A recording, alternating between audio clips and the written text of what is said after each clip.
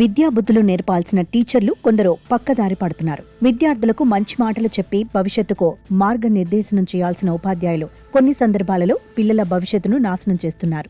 అయితే తాజాగా ఓ మహిళా ఉపాధ్యాయురాలు బరితెగించి ప్రవర్తించింది.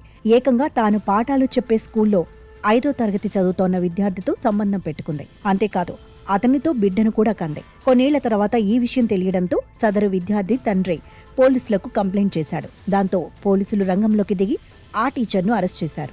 ప్రస్తుతం ఈ వార్త సోషల్ మీడియాలో వైరల్ అవుతోంది. నెటిజన్లు సదరు టీచర్ను ఘోరంగా తిడుతున్నారు.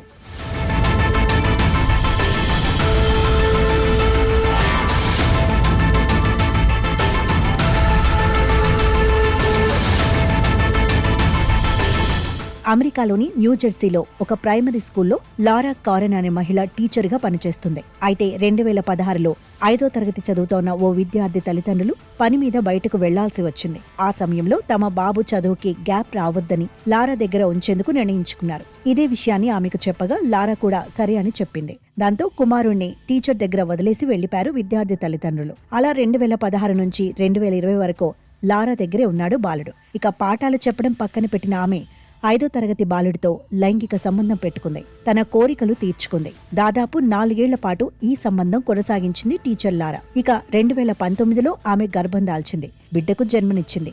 ఆ సమయంలో లారా వయసు 28 ఏళ్లు, బాలుడికి 13 ఏళ్లు. ఈ వ్యవహారం గత కొన్నాళ్ల ముందు వరకు కొనసాగుతూ వచ్చింది. కాగా ప్రస్తుతం బాలుడికి 19 ఏళ్లు. టీచర్తో అతనికి ఉన్న సంబంధాన్ని ఫేస్బుక్లో షేర్ చేశాడు.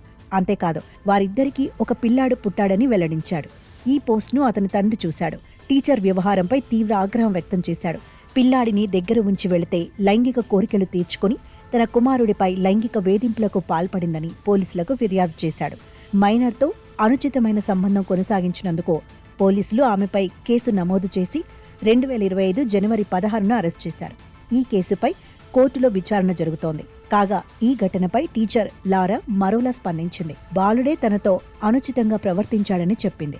మరి ఈ కేసుపై కోర్టు ఎలా తీర్పునివ్వబోతోందో చూడాలి.